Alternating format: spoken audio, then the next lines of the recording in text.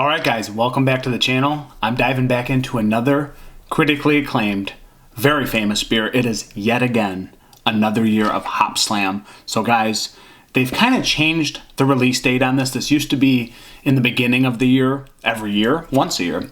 But now it seems like ever since Bell's has been taken over and become kind of a larger conglomerate, it's released in October. So I actually did try this last October as well, and I don't remember really loving it. I thought it was decent. I thought the last couple releases are really just hit and miss. This beer used to be just epic, just really sought after, and now it's kind of just another good beer on the shelf, let's put it that way. So you don't see it all the time, still once a year. I like that we're still releasing these beers, these very famous beers, even though they are now owned by a larger company. Bell's no longer family, privately owned, whatever you want to say. But a couple things to note, still 10%. One difference that Bell's does now is instead of doing a canned on date, they do a best by date.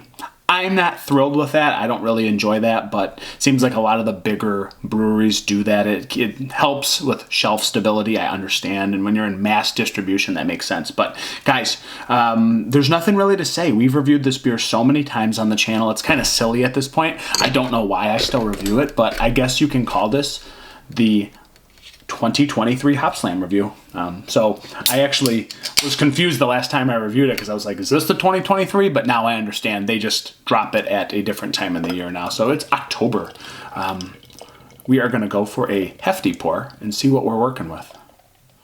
It's that classic look, baby. Nothing's really changed here. A little bit syrupy when I poured it. Dark copper orange with a little bit of particulate haze.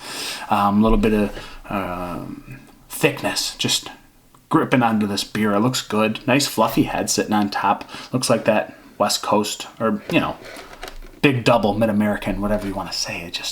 It looks great. It does look like a West Coast beer at same token. So, double pale ale.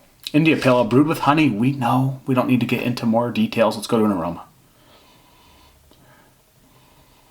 A little bit of tangerine marmalade. A little bit of caramel malt sweetness.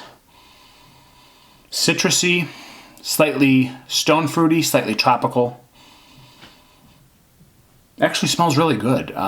Nice little malty undertone to this beer, and it's got a nice, fresh, fruity brightness to it. So it actually smells really good. Honey's not per se poppin', but it does have that fruity sweetness that could be also honey. It smells nice. I mean, there's nothing off-putting about this beer. So let's dive in, guys. 2023 Hopslam. Cheers.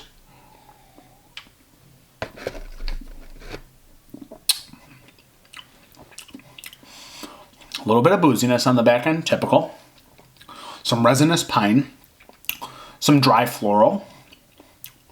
And wow, some really dry floral, actually. As the beer subsides, it actually gets more bitter and it gets more dry as it sits on your palate. So actually doing a really nice job offsetting a lot of that sweetness. Some years this beer was really sweet.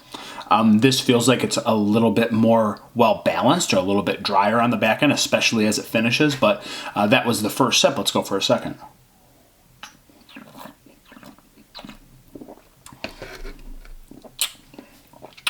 Definitely on the syrupy side, but it's still light. Still really drinkable, and again, the floral, piney, slightly herbaceous bitterness is pretty good on the back end. Again, it's offsetting a lot of this honey sweetness. I don't get a ton of honey on this beer. It seems more refined with just fruity hops. It doesn't necessarily give me like this big, thick caramel toffee or caramel malt like some years it does. And sometimes I get a big burst of honey sweetness. It seems like that is a little bit more subsided in this. Again, this seems more well-balanced. It seems just very good in general. But I don't know if it's exactly like the Hopslam I remember per se. But again, this beer has been around so long that I wish we could revisit what our old palates were, because now we have new palates, every single one of us. The bars have been constantly raised up, and it's hard to know if it's just half of our palate has changed, and I do believe that's probably the case. So is this beer good? Yeah, it's good. But I would say I think the honey is a little bit more subdued. I think it's got a little bit more dry floral and just a fair bit of piney bitterness, and overall a really good 10% beer with some West Coast vibes in this. Tasty, really tasty at $16.99 for a 6-pack. Tangerine, peach, tropical genericness, but really just hugging more of that citrus, a little bit of that fruity grapefruit. And it just, the more I drink it, the drier it gets. So seems like it's drier than some other years. So that's what I have to say. Maybe a little bit less malty, maybe a little bit drier. And those are some of the differences I'm noting for the 2023 Hopslam, guys. Thank you so much for being here. I appreciate every one of you guys. It's been a long day for me, even though it's early in the day. I'm Dan. I'm over and out. Talk to you guys. Cheers. I just turned the camera back on. Final note, I forgot to give this a rating. Where do I sit this beer? Where do I put it?